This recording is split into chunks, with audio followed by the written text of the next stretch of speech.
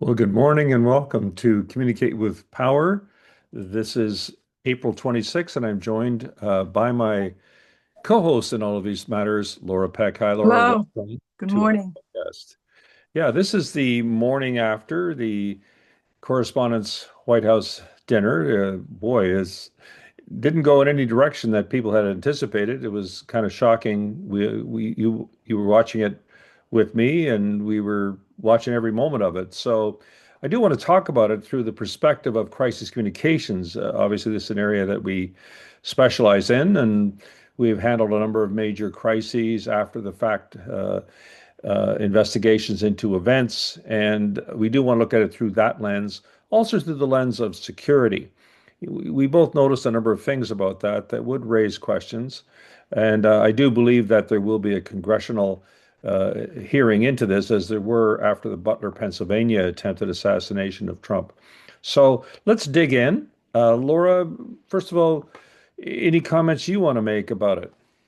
Well, we can relate to a lot of it because we actually stayed at that hotel. We were in that particular large ballroom. We also have been the two people that handled the suite where people came into the Obama inauguration, and we worked with the security team. So we not only was it an amazing are those amazing experiences, but also you and I are learning how to do these kinds of things. So when we watch it on television, we're also commenting to each other about how things are being handled. Yeah, right on. A couple of points I'd like to make. I mean, obviously, this is the first White House Correspondents' Dinner that President Trump has deigned to show up at. He didn't do it his entire first term, didn't do it last year. And surprise, surprise, he agreed to come this year armed and ready to go with a lot of attacks, according to even his own people aimed at the media. He brought in apparently some comedy writers to help him out. So it was supposed to be funny, but funny with an edge. Of course, he never got to deliver that, and we'll have to see how he does the rebooked version of this in a number of weeks. But with regard to when a president is there, along with vice president, along with cabinet secretaries and other major people, if you want to call them that, you see a situation where security should be absolutely at the top of concerns. And we, as you say, Laura, we were in that exact ballroom, a huge one. It's unbelievably huge, in the basement of the Washington Hilton, the famous site of where Ronald Reagan The attempted Hinckley yeah, Hilton, they call it. the Yeah. Hinckley Hilton, yeah, after John Hinckley Mm. and his attempted assassination of Reagan came dangerously close to making that a reality. And the interesting thing is, right outside the glass doors there is where Ronald Reagan exited and was shot right there. And there's a little plaque there now, but we visited that. But being in that room, we were there actually. We were invited for the National Prayer Breakfast at the Hilton, and Barack Obama was, of course, the as the president, he was going to give the major speech.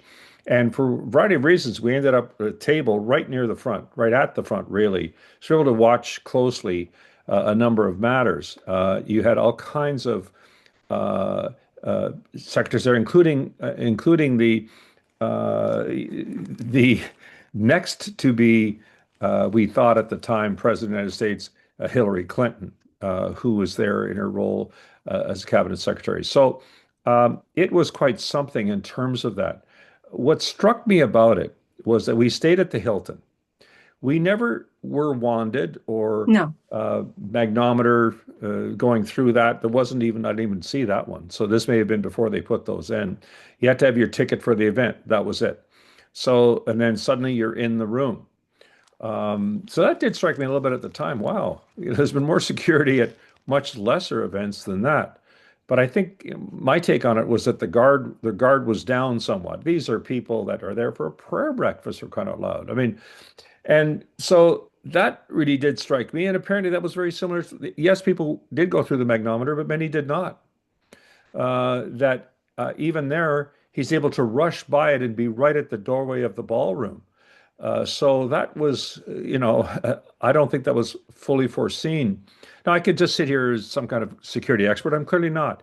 I believe there will be a congressional, as I said, a congressional investigation into this. There really has to be. You can't keep repeating these things.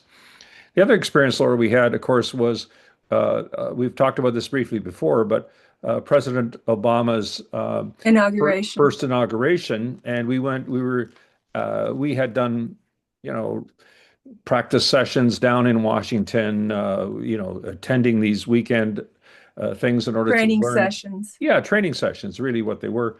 And we were selected to represent, well, actually to be the two people welcoming the VIPs into the official inaugural balls. And so we saw really up close all of these top, mostly they were celebrities, but there were governors with state troopers with a holstered gun. In fact, there were two Secret Service agents there, and they said, "You two choose who gets to come in," looking carefully at their badges. And if anybody has a weapon, bring them over to us. And we went, "What?" He said, "Well, he meant the troopers." So sure enough, a number of the troopers came in to governors. And I remember a few of them said, "I'm not giving up my weapon. I'm not giving up my weapon." I said, "Well, you have to go talk to the Secret Service about that." And so they took it. And I remember they were so cool. They said, "You know what? You're very welcome to come in, but your weapon will have to stay here. So you have a choice to make." "Whoa, the governor expects me." I said, again, they said, "We're not going to allow your weapon in here. So you're going to have, like, it's funny how people's even perception, this is state troopers, perception of security in a room with the President of the United States, and I get to bring my weapon in. Right. So it was kind of a funny thing. But really, with all the people there, the Oprahs, the Denzels, I mean, all these top stars, we had to, quickly check. And then their entourages were very important to check because they could just walk in with a number of people and they had to be carefully checked. But it did teach me, though, that again, I think the security around that was, very friendly, very low key. But, in the end, it was probably below a threshold that we want to see today, especially after last night. So, okay, what does this all mean in terms of Donald Trump himself? Laura, how do you think he handled it, including the press briefing afterwards at the White House? Well, this is exactly what we talked about. What would he do? What would he say? Because that is something that we have to help people with their messaging. And so certainly as soon as he exited, he went right over to the White House, stood up and started to talk right away, almost right away, about the ballroom and the reason. And you had predicted this, that he would, not that you would have suggested it, No. but we can His own golden ballroom. opportunity, and Yeah, he took it to talk yeah. about why he needed this ballroom, and there would be more security and things like that. So it was a lot about that. And he did give the first lady some credit also. And if you watched it as we did intensively, she did say right away when this shot rang out, she did said, "What's going on?" She noticed right away. And Hmm. then all of the reporters started reporting. So his press conference out of the White House was totally covered by people who rushed out of there in black tie, Yeah. covered every word that he said. But I gotta say that he got all the points out that he wanted to get Yeah. out. Yeah. He He got out all surprised. the messages that he wanted to get out. Yeah. And then the two that were standing behind him, Kash Patel, and And then Todd Blanche. Yeah. that's right, who was his lawyer Yeah. during all of his cases. Yeah. And now they did not even look, they did not come across well. Kash Patel, unfortunately, he has an unfortunate look on his face all the time. Slightly crazed eyes. But I'll just say this, that, however, putting them up there right beside him. Now, they had a role to play, acting Attorney General, Todd Blanche's case, and head of the FBI. They had a role to play. So I guess to my question, I began this with, what impact did it have for Trump? Well, it certainly had a positive. You said, the way they came across, but I do think putting him there in this moment of crisis was a smart move for themselves because Patel just got hammered in Congress all week and really looked so foolish. So put him in a major leadership position. I It think the did. point though about Donald Trump, and I don't like to turn this into a political thing, but by definition, he was seen to have handled it well because he not only, by the way, he was the only one that when they said, they went to the president first to get him off stage. He actually either fell down or was He pushed did. down. It's hard to say if he Oh, fell or yes, got yes. pushed. They It never could did have been explain him. that. Everybody else was able to walk off, but he was down and they had to get him up. But that's, neither here nor there. He did go back, but all of his messaging from moment one was, let's go back, let's start it up. He was trying to override these security people saying, I'm sorry, sir, we can't go back and start this again. There's way too much here. We don't, there's so much unknowns, we can't do But it. he is saying they're going to do this all over again Correct. within 30 days. Yeah, That that's right. that's a tight time Yeah, but frame. he still got himself in that, I'm a fighter, just like he did in Butler, Pennsylvania, fight, fight, fight. That's all part of his makeup. Speaking of which, and so basically, you got to give him credit for that. And then he actually said some very nice things about the media and the shared experience we've had. I thought, wow, did somebody write this for him? Because I believe that's the first time he's ever said that. They were the enemy of the people. And So, also wow. look at that picture. Next to the first lady was the press secretary. She is literally going to give birth at any minute. Caroline, leave it. Yeah. And then on the other side of him was a senior woman reporter Yeah. who is President of the also head Correspondents. of the Yeah. entire White House Correspondents Dinner. Yeah. So the framing was incredible Yeah. to look at, and they all got down, exited with a certain amount of safety, shall we say. But he is also already saying he wants to do this again. And think about this too: the king and the queen are coming tomorrow. Yeah. Our king and Queen Camilla are going to be in DC tomorrow. Just think of all of the different things that are happening. Yeah. You'll see if the tone shifts. I believe that Charles's number one goal there at the political level, may as well say this, is after the hammering and shameful comments by Trump about The the Pope. British troops in Afghanistan. Yes, Let's yeah. come back to that for Charles. He was going to find a way, I believe, and maybe still will, Mm-hmm. to say some nice things about the bravery of the British soldiers in Afghanistan. We leave out other parts of the world where I don't think they were as brave as they should have been, but I digress. But certainly, my father was in the RAF. I mean, this means a lot to me that you would just slam all the military people, imply they were cowards far from the action. I mean, that was shameful. There are very few things that are completely shameful. That is one. So I think Charles, I could be wrong, but I think His Majesty will find some way, probably at a state dinner, to say a few words. Okay, well, we'll see what he does. Now, post this effort here, we'll see if the temperature now has changed. I believe it will to a certain extent. This isn't business as usual the day after this weekend. So, okay, so all in all, then, in terms of this, um, does it help Trump? Well, he's had a terrible several weeks. His attacks on the Pope, his all kinds of silly things he's He's doing very low in the back and polls. forth, overclaimed what he had accomplished with Iran, and an hour or two before this, he got to pull the plug. Security was bad. Like I'm watching a video this morning of two protesters at 6:35 p.m. At the red carpet, burst in with poster signs held up about Trump, and they went on. They were allowed to just stand there yelling out for several minutes. This is, you know, a very short time before the entry into the ballroom. How did they get in there? How did they get right to there? Um, And I yeah, they was weren't. wondering, where do they keep these posters? Do they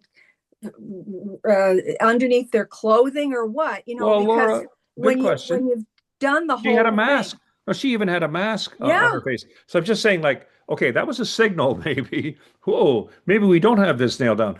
But I think the major point there is there must be an investigation of this. I Oh, think, yes. secondly, it puts Trump in a leadership position, in a vulnerable leadership For a position. moment, for a And it moment. happened. Well, I think it helped him get elected president of the United States and Butler, Pennsylvania. And don't forget, he went to the White House dinner Correspondence. before he was president. Yeah, And when Barack 2011. Obama, he made some funny remarks about him, but Oh, they were Trump, as a scathing. civilian, Yeah, he used that yeah, as fuel to anger him yeah, running sure. as president. Yeah. So, the White House dinner has a long history now Well, good of point. enormously big things happening. And Yeah, that's what I'm watching for. yeah, What seems to be a small thing can turn out to be a really big thing later yeah. on. Yeah, well said. And, of course, we all wanted to get there was no comedian, unfortunately, who would get up there and do some pretty slices of Trump. That was not going to happen because he does not have a sense of humor about himself at all. He never genuinely laughs at anything aimed at himself. He can put on a great fake smile, but that's about it. So he wasn't going to get that. They were going to have some, mentalists come out and um, one more quick thing. We actually were watching on I guess it was YouTube, but it was not one of the official channels, just the video. No commentator, no No interview, no nothing. commercials. So we watched that during red carpet, and then we watched it when just right at the beginning of the dinner. The camera was zoomed in on the Trump table, the head table, and we were watching very, very closely because that's where the camera was. It was not about anything else going on in the room. So it was interesting how that just sort of, I could hear the pop, pop, pop. You could sense something was happening, but no, the usual human reaction, both with the president and else and others, is not to instantly respond. Like there's about 10 seconds if you watch it in which there's no real response. And I would include the Secret Service in that. It takes a few seconds to process what is actually happening because you don't want to jump prematurely. I understand that. So it's a very interesting exploration of human behavior under pressure. I admire those that were in the room. I thought they didn't freak out. I thought they acted in a responsible manner. I think that I admire the media who started reporting on their cell phones, on their iPhones right away. Again, Yeah, that is their even role. CBC Paul Hunter. Yeah, I took a picture of him. I took yeah, a couple of stills yeah. You could see him because doing. what I noticed is that all the reporters started reporting. Yeah, So almost every single person in yeah, that room had a phone. yeah, And so that was happening also. So that this made it even more of a heightened experience. yeah. Even a couple of years ago, we wouldn't have seen that many reporters reporting Yeah, from there. But yeah. last night, almost every single person was reporting. Well, in our risk and crisis communications courses, we do talk about a number of these elements, and that there's risk to be managed properly, and there's, in the event of it triggering into a crisis, the virtually everything you do today is on that device right there. It's on the device. It's going out live instantly. There's no such thing as wait until the coverage, the news at such and such an hour. No, no, no. That's just summarizing it. It's actually people are seeing it in real time and reporting in real time. So, final points to make here, Laura. Um, the All in all, we're, I think, very pleased that nobody was killed. There was an officer who received an injury, but apparently he's in relatively good shape. So it was very fortunate because it would have been a terrible, terrible thing And if here's the other fatalities had thing. occurred. Already there are reports that because this Cole Thomas, this part-time teacher of the year, by the way, Yeah, he's alive. yeah, So already we know we'll be able to have a complete investigation with yeah. this guy to find out why does somebody do such a horrible thing to Because he show had no up. previous evidence of that, really. It was quite something. But Okay, now so usually the shooter is shot at and you dies. shot at. But Yeah. this time it's Yeah. like Well, I think it's like they'll investigate him. I think we do have to learn from these things, and we don't want to turn any of these guys into heroes. That's why I didn't want to use his name anymore because I think that That's it. I it's like won't the Hinckley anymore. Hilton. I don't think he deserves having his name, even in a tongue-in-cheek way, attached to this. So, okay, all in all, then, a terrible situation. However, could have been far worse. You got to give credit where credit is due. I think everybody did a decent job. But advanced planning measures, I think, need to be re-examined. I think that's the key for me. All right. It is now April 26th. We're looking forward to a series of seminars coming up in media. We're going to have a very busy May. And in June, we're looking forward to doing our seminar, Get Your Message Across in an Age of Uncertainty, very timely, on June 27th 7th. at the Shannon School of Business, Cape Breton University. That will be a hybrid course. Looking forward. There'll be information on it. We'd love to see you sign up and attend that. So until next time, thank you, everybody. Bye. Bye bye.